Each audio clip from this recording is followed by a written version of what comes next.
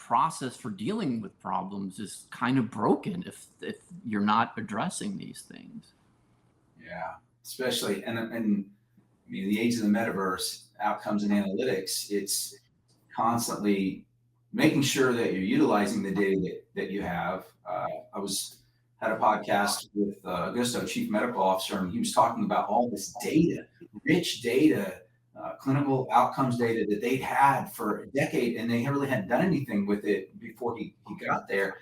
And they were like, somebody made the comment like, should we publish this? He's like, oh my gosh, there's so much rich information here. Yeah, we should publish this. We should be utilizing this in different ways. So looking at the data and then figuring out how you continually make it best practice. Yeah. Yeah. And not only that, but is it the right data and is it correct and accurate? It's funny that you bring that up because earlier this morning, or maybe it was last night, I saw this thing that, Jeff Bezos was giving this interview and he was talking about metrics surrounding customer complaints at Amazon when he was the CEO.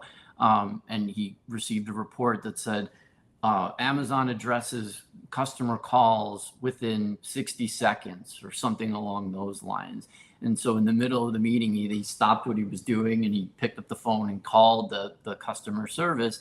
And he's sitting there and he's waiting and waiting and waiting. And, this whole meeting with all his executives, I can only imagine what the guy responsible for customer service was sort of thinking, but I'm sure he was sweating pretty hard. So it went on for 10 minutes. And he said, the whole point is to say, like, our process for, this data is wrong. It doesn't take 60 seconds. It takes 10 minutes. And so why are we reporting that it takes 60 seconds?